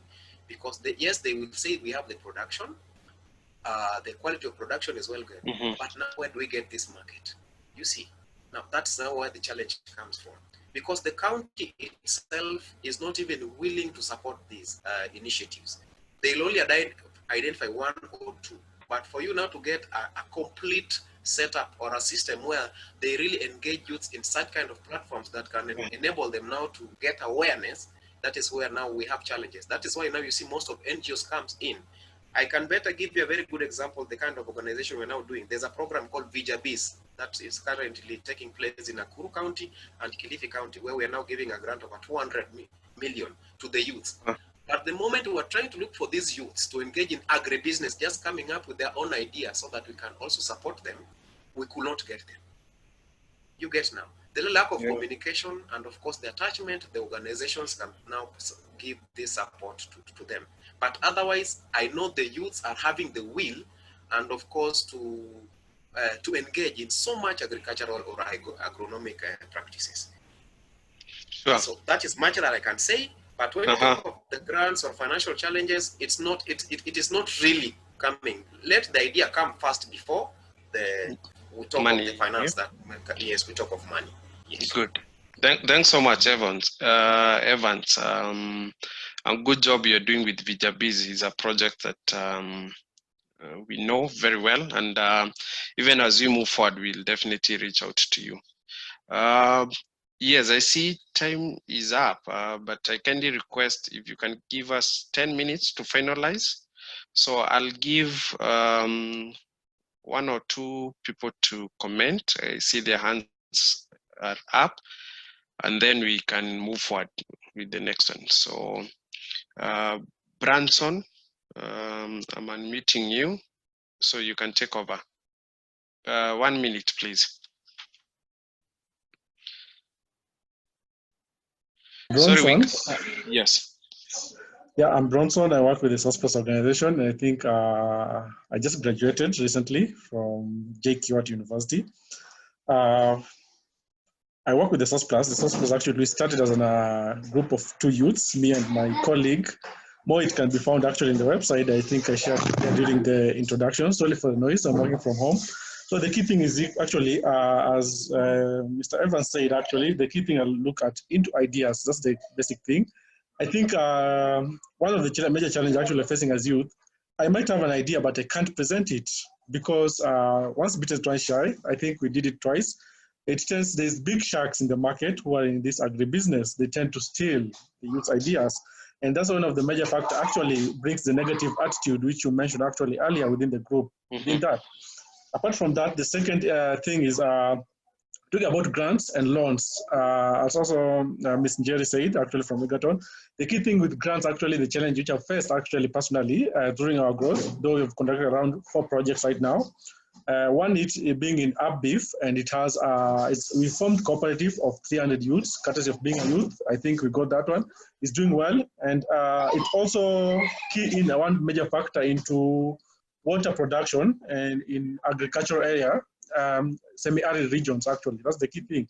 So when we talk about grants, as I mentioned earlier, the current industry or the current society needs a youth like me to have a vast experience in running projects of around 2 to 3 years or 4 years. At least I've kicked up one project into the ground for me to receive these grants. And that's major challenging for us youths. Because if I'm coming to you to help me with some loans or grants, you don't expect me to have a project which is already run into the ground. And I think that's a key area also need to be addressed in terms of financial models. So which, if you're looking into youths, keep in mind this is their first project, which they need to go on with, actually, yeah. And last, and I'd like to add on what Charity said in terms of, I think I come from the same region where she comes from, and I really love what she's doing. In terms of the E. coli bacteria, I've been working with some organization which is more of international and also local. It's called Finish Mondio. They deal with sanitation. They know how to collect this compost, human waste, actually. But how they kill the E. coli bacteria, I think, is through, they accelerate decomposition through heating. And I might be, early as a fellow youth, try and connect her to them and see how they can coordinate it in the same project. I think that's all from my side. Yeah, Thank sure. you very much. Yeah. Yeah, thanks so much, Bronson. And yes, that linkages will be very good. Kindly pursue, drop your contact, and we'll actually pick it up with Charity. Yes, you're mentioning very critical issues that are affecting the youth, and we have taken note of them. And even as we move forward, we have a deeper engagement around the same, and to be able to see how do we bring actors together. So I'll do one more, if you allow me. I can see Stephen Wawero, very briefly, and then from there we'll move forward. So Stephen Wawero, he has disappeared. Stephen? Yeah, I don't know where he has gone. Let me give Kenneth Kagai very quickly. Sorry, you're muted, Mr. Kagai. Yeah, I'm trying to unmute you. So, yes. Sorry, you are still muted. Yeah, continue. Mr. Kagai, we can't hear you.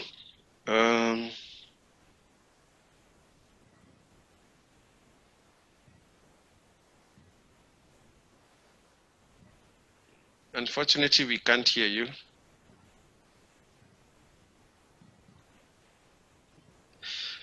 Wow.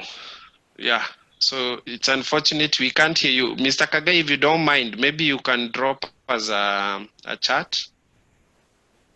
Yeah, maybe you can have your comment on the chat, or your question or your inputs on the chat, please. Sorry about that. Yeah, so thanks so much for your patience. Unfortunately, we did not have enough time to engage further, but I believe we'll be able to organize another session to be able to discuss more on issues that are coming out from the mapping study that we have done. Thanks so much to those who are reaching out to me on the on privately, on private chat, saying that I'm able to do this to support the youth, and we are willing to collaborate. Yeah, so I'll pick it up after this call. I'll be able to reach out to you to be able to see how best we can be able to work together. So, and also I can see others are saying I have an opportunity for youth. How can we engage to ensure the youth are able to tap into this? Yeah, so keep them coming. I'll be able to reach out. And so will our team here at AgriPro Focus.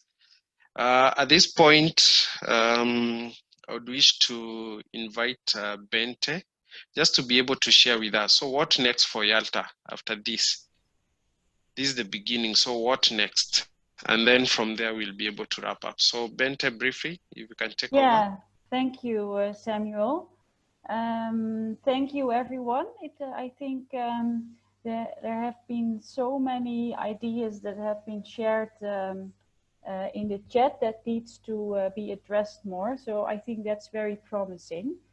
Yeah, so I'm just showing my screen here to give an overview.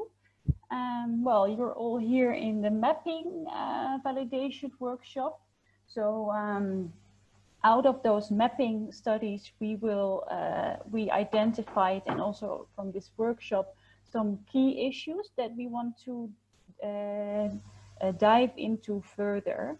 And also we hope that this is going to be the basis of an agroecology network that can link actors, share knowledge, and also be the basis of coalitions that are going to form to address the issues and opportunities identified in the mapping, in this workshop, in the deep dives. And in the coming months, those ideas will be developed further, so they can be presented at the national summits that we are going to organize in October around World Food Day. So there we hope to present some first emerging coalitions that are going to address the issues. We'll share knowledge and set an agenda together. And from there, in the years 2021, 2022, we'll work along 2 tracks. One is the youth track with different kinds of activities to support young people to build their capacity and get the right linkages to be more successful in their agroecological businesses. So they are youth caravans, a mentorship program, and also business development support through a business accelerator program. And there is the coalition track, where coalitions in the initiation and the acceleration phase will get all kinds of support in through annual meetups, topical deep dives, and also day-to-day support that is based on the need of that coalition. And then at the end of the 3rd year, we'll all come together in a regional summit where we can learn from what has worked, what has not worked, and also see how the approaches that have worked in those years can be replicated and scaled in the countries where we work already, or maybe also in other countries. And I really want to emphasize that this is a network program, a network approach, and many of the issues you raised are very vital to work on together. So you are all invited after this mapping to join deep dives and also the national summits and other activities to work out the challenges and ideas that have been discussed today further. Thank you, and looking forward to work with you all in the future. Stop sharing. Yeah, good. Thanks so much, Bente, for that sharing of what to expect with Yalta moving forward. And yes, indeed, we'll definitely work closely with the partners who are here and those who did not could not be able to join us, and they have expressed interest. We now want to wrap up, so I kindly request you to help me fill this small evaluation, only 3 questions, just to get from you how the e-workshop was. So let me know if you're able to see a poll. I have launched a poll. I hope everyone is able to see it. Bente, can you see it from your end? Unfortunately, you cannot because you are co-host. but I believe the rest can be able to see it. Maybe someone can say in the chat if they can see it. Yeah, someone, please, maybe can drop me a chat. Yes, Peter is saying yes, can be able, and I can be able to see responses coming in. Thank you. Keep them coming. Maybe we can use a few seconds to finalize. So yeah, as you do that, otherwise from everyone at AgroFocus, we really appreciate your time. Thanks so much for joining us in this webinar, where we have shared our mapping findings on youth and agroecology, and also listening to the youth, the issues they're actually facing, and where we have been able to share what next for Yalta. So we really appreciate and definitely will reach out to you, because the next step we want to do is actually that of coalition building. We want to form strong coalitions that can be able to tackle some of these issues that the youth have actually raised. So also thanks for the additional time for the 13 minutes or so. We really appreciate it. Otherwise, thank you so much. I wish you the very best. I'm launching the results now. So I've shared the results. You can be able to see it from your end. From everyone at AgroFocus, Sharon, Luciana, Andrew, and also our consultant Shem, we say Asante, and we wish you a good day. And also for the rest of the days of the week, we wish you a fruitful week. So asanteni sana. We have come to the end of our e-workshop. Thank you. Okay, bye.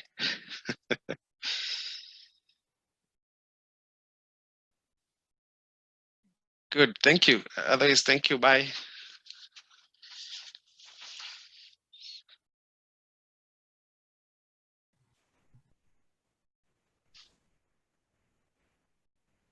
See you, bye. Bye.